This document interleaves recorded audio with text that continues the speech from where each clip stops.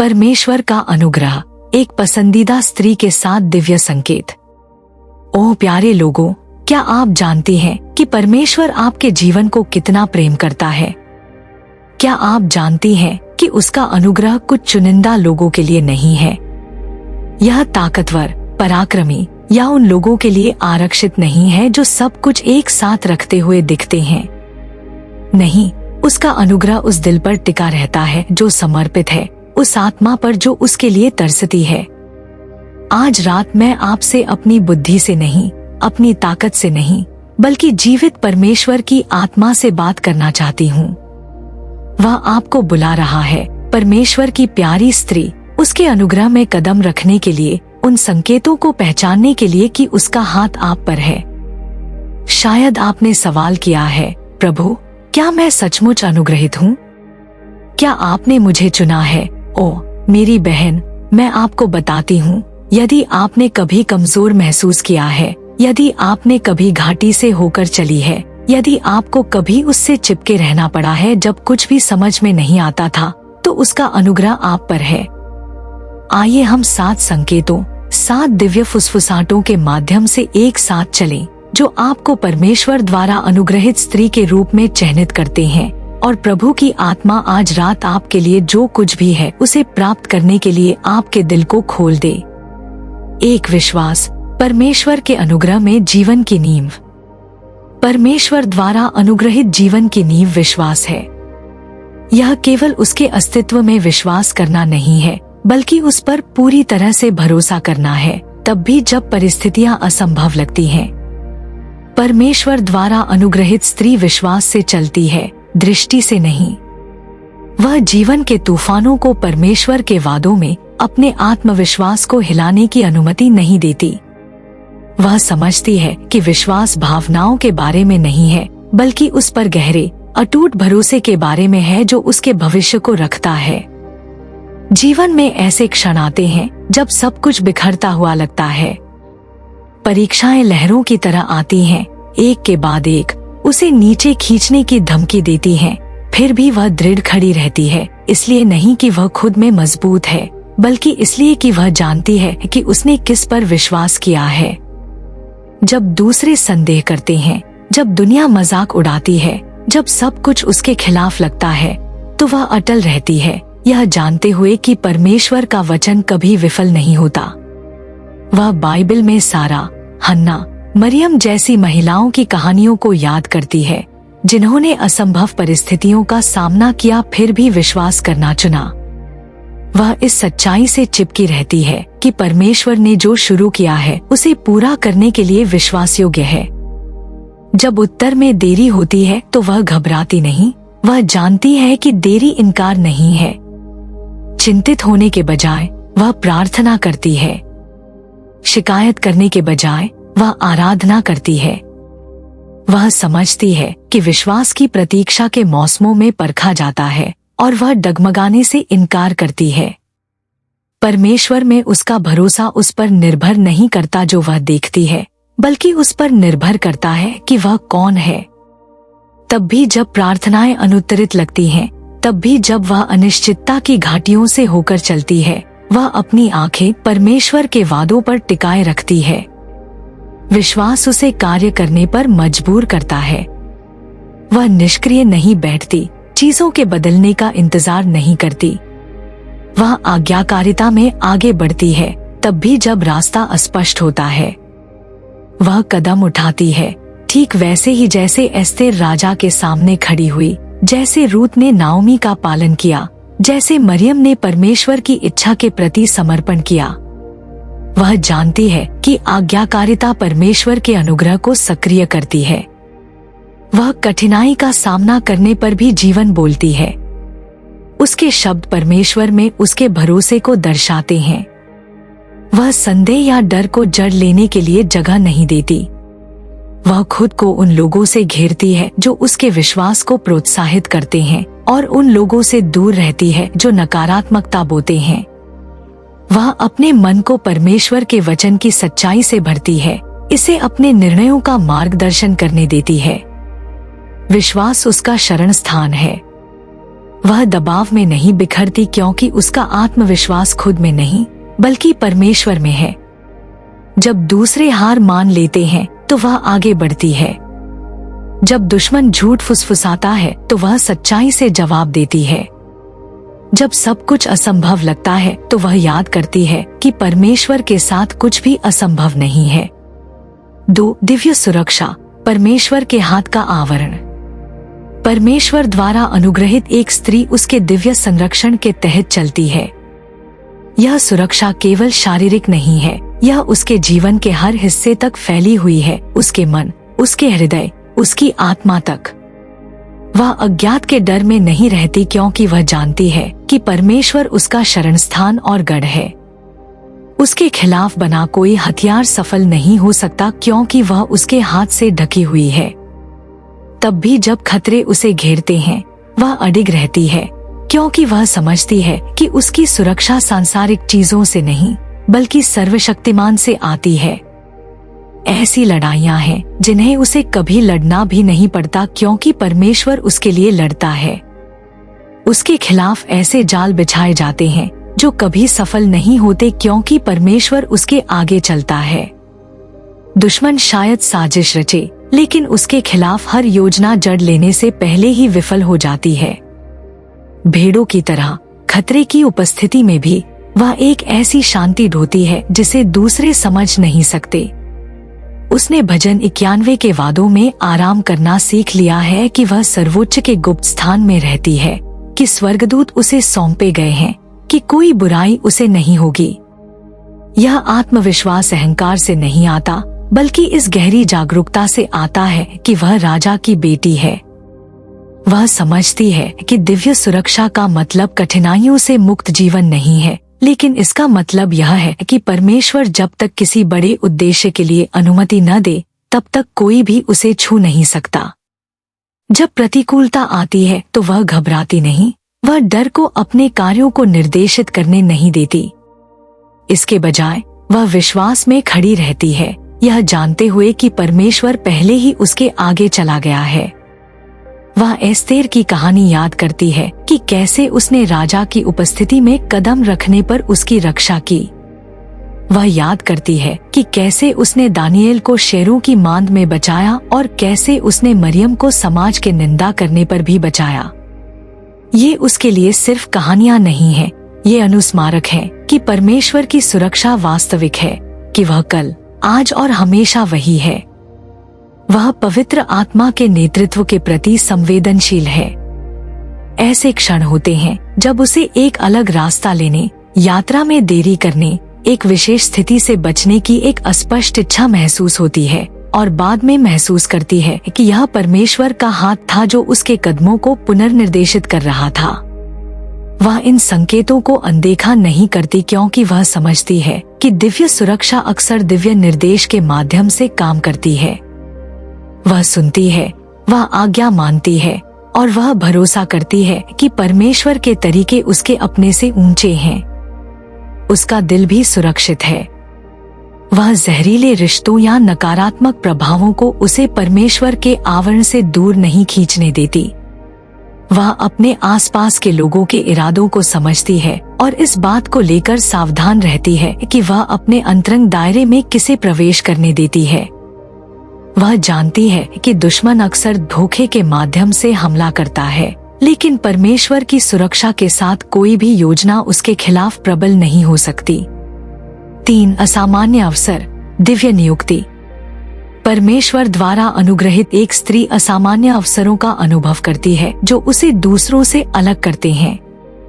ये साधारण दरवाजे नहीं हैं जो मानवीय प्रयास से खुलते हैं, बल्कि परमेश्वर द्वारा ही व्यवस्थित की गई दिव्य नियुक्तियां हैं। वह खुद को उन जगहों पर पाती है जिनकी उसने कभी कल्पना नहीं की थी, ऐसे लोगों से मिलती है जिनकी उसने कभी उम्मीद नहीं की थी और ऐसे आशीर्वादों में कदम रखती है जिन्हें दूसरे प्राप्त करने के लिए संघर्ष करते हैं। ये अवसर संयोग नहीं है, वे उसके जीवन पर परमेश्वर के अनुग्रह का परिणाम है। वह दुनिया की तरह संघर्ष नहीं करती है, जबकि दूसरे सफलता में अपना रास्ता धकेलते और हेरफेर करते हैं। वह विश्वास और आज्ञाकारिता से चलती है। वह समझती है कि अनुग्रह केवल व्यक्तिगत प्रयास के बारे में नहीं है, बल्कि परमेश्वर के उसे सही समय पर सही जगह पर स्थापित करने के बारे में है। जब उसे कम से कम उम्मीद होती है तो उसे एक प्रस्ताव, एक निमंत्रण, एक पदोन्नति या एक खुला दरवाजा मिलता है जिसके लिए उसने काम नहीं किया था। ये अवसर उसकी योग्यताओं से परे हैं, उसके अनुभव से परे हैं, कुछ भी जो वह खुद व्यवस्थित कर सकती थी उससे परे हैं। वह पहचानती है कि ये असामान्य अवसर जिम्मेदारी के साथ आते हैं। जब परमेश्वर एक दरवाजा खोलता है तो यह केवल उसके लाभ के लिए नहीं, बल्कि उसके उद्देश्य के लिए होता है। वह इन क्षणों को बर्बाद नहीं करती या उन्हें हल्के में नहीं लेती। इसके बजाय वह विनम्रता के साथ आगे बढ़ती है, यह जानते हुए कि वह स्वयं से बड़ी किसी चीज के लिए एक पात्र है। वह एस्तेर की कहानी याद करती है, एक महिला जिसे एक पद के लिए चुना गया था जिसे उसने नहीं मांगा था, फिर भी उसने इसे गले लगाया, यह जानते हुए कि परमेश्वर ने उसे ऐसे समय के लिए वहां रखा था। तब भी जब उसे विरोध का सामना करना पड़ता है, वह उन दरवाजों पर संदेह नहीं करती जिन्हें परमेश्वर ने उसके लिए खोला है। वह समझती है कि अनुग्रह अक्सर प्रतिरोध को आकर्षित करता है। हर कोई उसके आशीर्वाद का जश्न नहीं मनाएगा। कुछ सवाल कर सकते हैं कि उसे क्यों चुना गया, उसे दूसरों पर अवसर क्यों दिया गया, चीजें उसके पक्ष में क्यों लगती हैं। लेकिन वह संदेह को अपने आत्मविश्वास को हिलाने नहीं देती। वह जानती है कि जब परमेश्वर एक दरवाजा खोलता है तो कोई उसे बंद नहीं कर सकता। वह साहस के साथ इन दरवाजों से होकर चलती है, तब भी जब वह अप्रस्तुत महसूस करती है। वह असफलता के डर को परमेश्वर ने जो दिया है उसे गले लगाने से रोकने नहीं देती। वह भरोसा करती है कि अगर वह उसे एक अवसर पर लाया है तो वह उसे उसके लिए भी सुसज्जित करेगा। वह अपने मन में इम्पोस्टर सिंड्रोम को जड़ लेने नहीं देती, क्योंकि वह जानती है कि उसकी योग्यता केवल परमेश्वर से आती है। वह कृतज्ञ बनी रहती है और इन आशीर्वादों को हल्के में नहीं लेती। वह अपने अवसरों के बारे में घमंड नहीं करती, बल्कि परमेश्वर को महिमा देती है, यह स्वीकार करते हुए कि यह उसके जीवन पर उसका हाथ है। वह छोटी चीजों में विश्वासयोग्य रहती है, यह जानते हुए कि परमेश्वर का अनुग्रह भंडारीपन के साथ बढ़ता है। जब वह एक दरवाजा खोलता है तो वह विश्वास में उससे होकर चलती है और जल्द ही एक और दरवाजा उसके पीछे आता है। उसका जीवन दिव्य कनेक्शनों, अप्रत्याशित सफलताओं और अवसरों के एक पैटर्न से चिह्नित है जो यह स्पष्ट करता है कि वह परमेश्वर द्वारा अनुग्रहित स्त्री है। 4 अलौकिक शक्ति, भीतर का स्रोत। परमेश्वर द्वारा अनुग्रहित एक स्त्री एक अलौकिक शक्ति ढोती है जो उसे परीक्षणों, कठिनाइयों और प्रतीक्षा के मौसमों में बनाए रखती है। यह ताकत उसकी अपनी नहीं है, यह परमेश्वर के साथ उसके गहरे संबंध से आती है। वह मानवीय क्षमता या व्यक्तिगत लचीलेपन पर निर्भर नहीं करती, बल्कि भीतर काम करने वाली पवित्र आत्मा की शक्ति पर निर्भर करती है। जब जीवन ऐसी चुनौतियां प्रस्तुत करता है जो असहनीय लगती हैं, तो वह दृढ़ खड़ी रहती है, यह जानते हुए कि उसकी ताकत कमजोरी में सिद्ध होती है। वह उन घाटियों से होकर चली है जिसने उसे तोड़ देना चाहिए था, फिर भी वह खड़ी है। जीवन के तूफान उसके खिलाफ आए हैं, फिर भी वह नष्ट नहीं हुई है। उसने निराशाओं, विश्वासघातों और नुकसानों का सामना किया है, लेकिन कड़वाहट से उपभोग होने के बजाय वह परमेश्वर की योजना पर भरोसा करती रहती है। वह जानती है कि उसके परीक्षण त्याग के संकेत नहीं है, बल्कि उसके जीवन में परमेश्वर की शक्ति के प्रकट होने के अवसर हैं। वह हन्ना जैसी महिलाओं की कहानियों को याद करती है जिसने वर्षों की बांझपन को विश्वास के साथ सहन किया, और रूथ जिसने नुकसान और अनिश्चितता के बावजूद आगे बढ़ी। उसकी ताकत इस बात में स्पष्ट है कि वह प्रतिकूलता को कैसे संभालती है। जब कठिनाइयां उत्पन्न होती हैं, तो वह निराशा में नहीं गिरती। वह चुनौतियों से भागती नहीं, बल्कि साहस के साथ उनका सामना करती है। दूसरे सोच सकते हैं कि वह कैसे आगे बढ़ती रहती है, वह अपनी शांति कैसे बनाए रखती है, वह कैसे विश्वास करती रहती है जब उसके चारों ओर सब कुछ अन्यथा सुझाव देता है। ऐसा इसलिए है क्योंकि वह जानती है कि उसकी ताकत भीतर से नहीं बल्कि ऊपर से आती है। वह समझती है कि हर कठिनाई मजबूत होने का, धीरज विकसित करने का और अपने विश्वास को गहरा करने का एक अवसर है। वह परीक्षणों को उसे परिभाषित करने नहीं देती। वह अपने अतीत पर ध्यान नहीं देती या असफलताओं को अपने भविष्य को निर्धारित करने की अनुमति नहीं देती। वह हर बाधा से ऊपर उठती है, यह जानते हुए कि परमेश्वर उसके भले के लिए सब कुछ एक साथ काम कर रहा है। जब वह थक जाती है तो वह जीवित पानी के कुएं से खींचती है, जहां उसे नवीनीकरण मिलता है। जब वह कमजोर महसूस करती है तो वह याद करती है कि परमेश्वर का अनुग्रह पर्याप्त है। वह अपनी ताकत से लड़ाइयों को लड़ने की कोशिश नहीं करती, बल्कि उन्हें परमेश्वर को समर्पित करती है, उसे अपनी ओर से लड़ने की अनुमति देती है। वह अपने जीवन पर शक्ति के शब्द बोलती है। वह हार के विचारों का मनोरंजन नहीं करती, बल्कि संघर्षों के बीच में भी विजय की घोषणा करती है। वह दूसरों को प्रोत्साहित करती है क्योंकि वह जानती है कि परमेश्वर की शक्ति द्वारा बनाए रखने का क्या मतलब है। वह अपनी यात्रा की तुलना दूसरों से नहीं करती क्योंकि वह समझती है कि उसका मार्ग उसके लिए विशिष्ट रूप से डिजाइन किया गया है।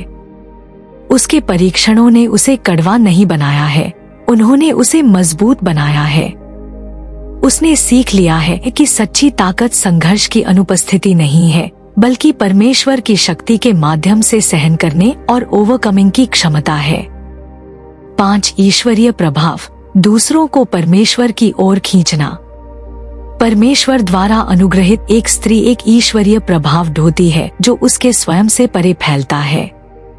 वह केवल आशीर्वाद प्राप्त करने वाली नहीं है, बल्कि एक पात्र है जिसके माध्यम से परमेश्वर की उपस्थिति दूसरों के जीवन में बहती है। उसके शब्द, कार्य और स्वयं उपस्थिति उसके आसपास के लोगों को परमेश्वर को खोजने और उसके मार्गों में चलने के लिए प्रेरित करती है।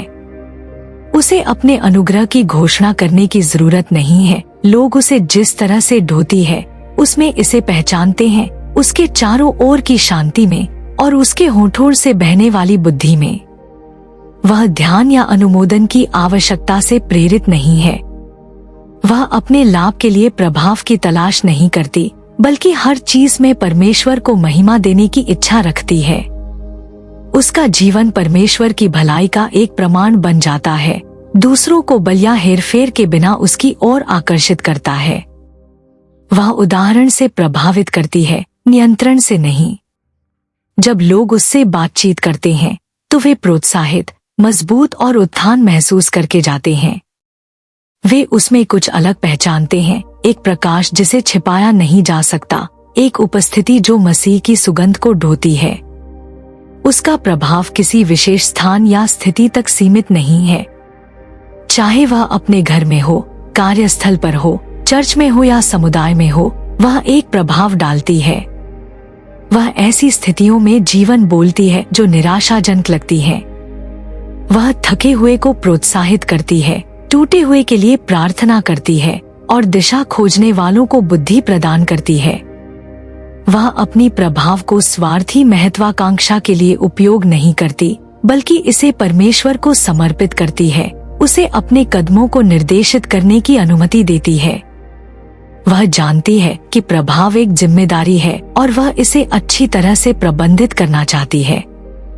वह समझती है कि सच्चा प्रभाव स्थिति या पहचान से नहीं आता, बल्कि परमेश्वर में गहराई से निहित जीवन से आता है।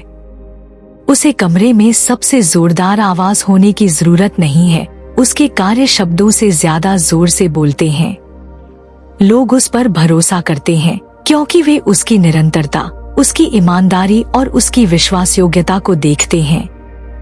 वह राय के बीच डगमगाती नहीं है या फिट होने के लिए अपने मूल्यों से समझौता नहीं करती है। वह सत्य में दृढ़ रहती है, तब भी जब यह अलोकप्रिय होता है। वह एक ऐसी स्त्री है जो दूसरों पर कुछ भी उम्मीद किए बिना उड़ेलती है। वह सलाह देती है, सिखाती है और प्रोत्साहित करती है, यह जानते हुए कि उसका प्रभाव उसके जाने के बहुत बाद तक जारी रहेगा। वह खुद को महत्वहीन नहीं मानती, चाहे उसे कहीं भी रखा जाए, क्योंकि वह जानती है कि परमेश्वर असाधारण चीजें करने के लिए साधारण स्त्रियों का उपयोग करता है। वह पहचानती है कि उसका प्रभाव उसकी महिमा के लिए नहीं बल्कि परमेश्वर के राज्य के लिए है। वह ज्ञान, आशीर्वाद या बुद्धि को जमा नहीं करती बल्कि उन्हें स्वतंत्र रूप से साझा करती है, यह जानते हुए कि जितना अधिक वह देती है उतना ही परमेश्वर उसकी क्षमता बढ़ाता है। वह अपने शब्दों के साथ सावधान रहती है, उनकी शक्ति को समझती है। वह गपशप नहीं करती, आलोचना नहीं करती या दूसरों को नहीं गिराती, बल्कि ऐसे शब्द बोलती है जो निर्माण करते हैं, बहाल करते हैं और चंगा करते हैं। वह नकारात्मकता का मनोरंजन नहीं करती और न ही दूसरों को अपने आह्वान के मूल्य को कम करने देती है। वह खुद को उन लोगों से घेरती है जो उसे उत्थान करते हैं और अपने आसपास के लोगों को आध्यात्मिक रूप से बढ़ने के लिए चुनौती देती है। वह अनुग्रह के साथ नेतृत्व करती है, बिना शर्त प्यार करती है और आज्ञाकारिता में चलती है, यह जानते हुए कि उसका जीवन परमेश्वर के अनुग्रह का एक प्रमाण है। 6. प्रार्थनाओं का बल, उत्तरित प्रार्थनाओं की शक्ति। परमेश्वर द्वारा अनुग्रहित एक स्त्री अपने जीवन में उत्तरित प्रार्थनाओं की शक्ति का अनुभव करती है। वह जीवन की चुनौतियों का सामना करने के लिए अपनी ताकत, अपनी बुद्धि पर निर्भर नहीं करती, बल्कि हर जरूरत, हर इच्छा और हर बोझ के साथ परमेश्वर की ओर मुड़ती है। उसकी प्रार्थनाएं खाली शब्द नहीं है, बल्कि उस एक के साथ हार्दिक बातचीत है जो सुनता है और उत्तर देता है। वह जानती है कि प्रार्थना एक धार्मिक कर्तव्य नहीं है, बल्कि उसके स्वर्गीय पिता के साथ एक दिव्य संबंध है। वह केवल दूसरों द्वारा सुने जाने के लिए प्रार्थना नहीं करती, वह प्रार्थना करती है क्योंकि वह जानती है कि परमेश्वर सुनता है। उसने परमेश्वर को ऐसे तरीकों से चलते देखा है जो मानवीय समझ को धता बताते हैं। ऐसे क्षण आए हैं जब उसने हताशा में पुकारा है और परमेश्वर ने ऐसे तरीकों से उत्तर दिया है जिनकी उसने कभी भविष्यवाणी नहीं की थी। वह उन समयों को याद करती है जब दरवाजे बंद थे, लेकिन प्रार्थना के माध्यम से वे चमत्कारी रूप से खुल गए। उसे उन लड़ाइयों की याद है जिन्हें उसे हार जाना चाहिए था, लेकिन क्योंकि उसने प्रार्थना में परमेश्वर को खोजा, उसने उसे विजय दी। वह जानती है कि वह गुप्त रूप से जो प्रार्थनाएं फुसफुसाती है वे खुले में सफलता लाती हैं। उसकी प्रार्थनाओं का हमेशा तुरंत उत्तर नहीं दिया जाता, लेकिन वह हिम्मत नहीं हारती। वह समझती है कि परमेश्वर का समय परिपूर्ण है और तब भी जब उसे तत्काल परिणाम नहीं दिखते, वह अपेक्षा के साथ प्रार्थना करती रहती है। वह भरोसा करती है कि हर प्रार्थना सुनी जाती है, चाहे उत्तर हाँ, नहीं या प्रतीक्षा हो। जब चीजें उसकी योजनाओं के अनुसार नहीं होती हैं, तो वह निराश नहीं होती क्योंकि वह जानती है कि परमेश्वर की योजनाएं उच्च और महान हैं। उसने सीख लिया है कि कभी कभी अनुत्तरित प्रार्थनाएं सुरक्षा का एक रूप होती हैं और देरी अक्सर उससे बेहतर कुछ की ओर ले जाती है जो उसने मूल रूप से मांगा था। वह साहस के साथ प्रार्थना करती है, यह विश्वास करते हुए कि परमेश्वर के लिए कुछ भी बहुत बड़ा नहीं है। वह अपनी प्रार्थनाओं को छोटे अनुरोधों तक सीमित नहीं करती। वह असंभव के लिए पूछती है, यह जानते हुए कि उसका परमेश्वर चमत्कारों में विशेषज्ञ है। वह संदेह को घुसपैठ करने नहीं देती, क्योंकि वह समझती है कि विश्वास और संदेह एक साथ नहीं रह सकते। जब वह प्रार्थना करती है तो वह इस आश्वासन के साथ प्रार्थना करती है कि परमेश्वर विश्वास योग्य है। वह भीख नहीं मांगती जैसे परमेश्वर आशीर्वाद देने को अनिच्छुक है, बल्कि वह एक बेटी के रूप में प्रार्थना करती है जो जानती है कि उसका पिता अच्छे उपहार देने में प्रसन्न होता है। वह केवल अपने लिए ही नहीं बल्कि दूसरों के लिए भी प्रार्थना करती है। वह अपने परिवार, दोस्तों, समुदाय और यहाँ तक कि उन लोगों के लिए भी मध्यस्थता करती है जिन्होंने उसे गलत किया है। वह जानती है कि प्रार्थना में दिलों को बदलने, घावों को चंगा करने और परिस्थितियों को बदलने की शक्ति है। वह अपने आशीर्वादों को अपने तक नहीं रखती, बल्कि दूसरों के लिए भी उसी अनुग्रह का अनुभव करने के लिए प्रार्थना करती है जिसमें वह चलती है। वह समझती है कि उसकी प्रार्थनाओं में अधिकार है और वह उस अधिकार का उपयोग अपने आसपास के लोगों के जीवन में जीवन, सफलता और बहाली बोलने के लिए करती है। वह केवल कठिन समय में ही प्रार्थना नहीं करती, बल्कि परमेश्वर के साथ निरंतर संगति का जीवन बनाए रखती है। वह उसे खोजने के लिए बेताब होने तक इंतजार नहीं करती, वह उससे रोजाना बात करती है, यह जानते हुए कि रिश्ता निरंतरता में बनता है। वह उत्तर आने से पहले उसकी प्रशंसा करती है और उत्तर आने के बाद भी वह कृतज्ञ रहती है। वह जानती है कि प्रार्थना एक बार का कार्य नहीं है, बल्कि एक जीवन शैली है, और इसी कारण वह लगातार अपने जीवन में परमेश्वर के हाथ को चलते हुए देखती है। 7. आंतरिक शांति, अडोल और अटल। परमेश्वर द्वारा अनुग्रहित एक स्त्री एक गहरी आंतरिक शांति ढोती है, जिसे जीवन के तूफानों से हिलाया नहीं जा सकता। यह शांति उस तरह की नहीं है जिसे दुनिया देती है, जो बाहरी परिस्थितियों पर निर्भर करती है, बल्कि एक अलौकिक शांति है जो यह जानने से आती है कि वह परमेश्वर के हाथों में है, चाहे उसके चारों ओर कुछ भी हो। वह डर या चिंता में नहीं रहती, क्योंकि वह परमेश्वर की संप्रभुता पर भरोसा करती है।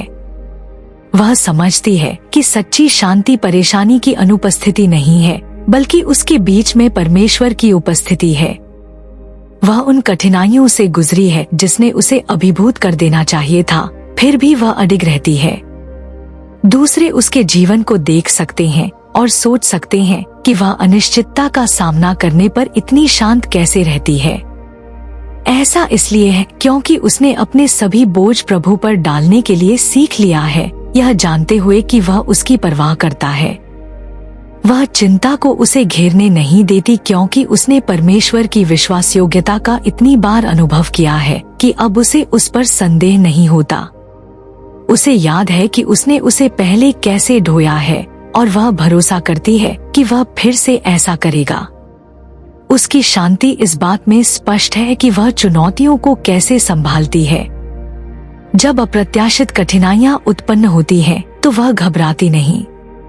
वह अपनी भावनाओं को अपने कार्यों को निर्देशित करने नहीं देती, और न ही वह डर के आधार पर निर्णय लेती है। इसके बजाय वह प्रार्थना की ओर मुड़ती है, प्रतिक्रिया देने से पहले परमेश्वर की बुद्धि मांगती है।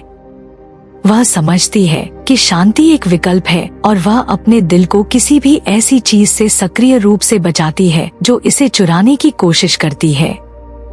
वह नकारात्मकता, गपशप या किसी भी चीज का मनोरंजन नहीं करती जो उसके जीवन में शांति के माहौल को बाधित करती है। वह अपने नियंत्रण से परे चीजों के बारे में चिंता करने में समय बर्बाद नहीं करती। सब कुछ खुद ही ठीक करने की कोशिश करने के बजाय वह परमेश्वर को समर्पण करती है, उसे अपनी परिपूर्ण योजना के अनुसार चीजों को सुलझाने की अनुमति देती है। वह भरोसा करती है कि वह उसके लिए सबसे अच्छा जानता है, तब भी जब वह उसके तरीकों को नहीं समझती। वह नियंत्रण के लिए संघर्ष नहीं करती, वह जहाँ भी जाती है शांति फैलाती है। जब वह किसी कमरे में प्रवेश करती है तो माहौल बदल जाता है, क्योंकि वह परमेश्वर की उपस्थिति को ढोती है। लोग उस पर विश्वास करते हैं क्योंकि वे उसकी शांत आत्मा और उसके ढोने वाली बुद्धि को महसूस करते हैं। वह तर्कों या नाटक में शामिल नहीं होती, बल्कि ऐसे शब्द बोलती है जो चंगाई और मिलमिलाप लाते हैं। वह जानती है कि परमेश्वर ने उसे शांति बनाने वाला बनने के लिए बुलाया है, और वह उस भूमिका को अनुग्रह के साथ गले लगाती है। वह आसानी से अपमानित नहीं होती। वह दूसरों की राय को अपनी शांति को परेशान करने की अनुमति नहीं देती, क्योंकि वह जानती है कि वह मसीह में कौन है। वह उन संघर्षों पर ऊर्जा बर्बाद नहीं करती जो उसके उद्देश्य के अनुरूप नहीं होते। इसके बजाय वह एक ऐसे दिल को बनाए रखने पर ध्यान केंद्रित करती है जो परमेश्वर के सामने शुद्ध है। वह अपने विश्वास को प्रोत्साहित करने वाले लोगों से खुद को घेरकर और परमेश्वर के वचन में गहराई से निहित रहकर अपनी शांति की रक्षा करती है। वह उसकी प्रतिज्ञाओं पर ध्यान करती है, यह जानते हुए कि उसमें वह हमेशा विश्राम पाएगी। शांति, आंतरिक कंपास। कुछ ऐसे क्षण होते हैं जब शांति पुष्टि बन जाती है जिसे कोई और तुम्हें नहीं दे सकता। तुम्हें समर्थन नहीं मिल सकता, तुम्हें तालियां नहीं मिल सकती, तुम्हें स्पष्टता भी नहीं मिल सकती, लेकिन यदि तुम्हारे पास शांति है तो तुम्हारे पास आज्ञा मानने के लिए पर्याप्त है। वह शांति एक संकेत है, एक दिव्य संकेतक है कि पवित्र आत्मा तुम्हारे आगे है, तुम्हारे बगल में है, तुम्हारे भीतर है, और वह शांति तुम्हें किसी भी बाहरी संकेत से अधिक निश्चित रूप से मार्गदर्शन करेगी। यह तुम्हें तब लंगर डालेगी जब संदेह दस्तक देगा। यह तुम्हें तब स्थिर करेगी जब डर उठेगा। यह तुम्हारे दिल की रक्षा करेगी जब तुम्हारे भीतर सब कुछ वापस लौटना चाहता होगा। तुम्हें हमेशा एक आवाज नहीं सुनाई देगी, लेकिन तुम्हें एक जानना महसूस होगा, तुम्हारी आत्मा में एक विश्राम, एक शांत पुष्टि जो कहती है यह मार्ग है, इसी में चलो। यही पवित्र आत्मा की शांति है। यह चुनौती को मिटाती नहीं है, बल्कि यह तुम्हें आश्वस्त करती है कि तुम अकेले नहीं चल रही हो। यह पुष्टि करती है कि तुम्हारी आज्ञाकारिता व्यर्थ नहीं है। यह तुम्हें याद दिलाती है कि परमेश्वर की आत्मा हमेशा समझाता नहीं है, वह मार्गदर्शन करता है, और जब तुम उसके मार्गदर्शन का पालन करती हो तो शांति इस बात का प्रमाण है कि तुम स्वर्ग के साथ कदम से कदम मिलाकर चल रही हो, तब भी जब यह असहज हो, तब भी जब यह नया हो, तब भी जब यह तुम्हें तुम्हारी सोच से परे खींचता हो। उस तरह की शांति प्राकृतिक नहीं है, यह अलौकिक है। यह मौसमी नहीं है, यह शाश्वत है। यह भावनात्मक नहीं है, यह आध्यात्मिक है। और जब यह असहज स्थितियों में प्रकट होती है तो यह एक संकेत है कि परमेश्वर बोल रहा है।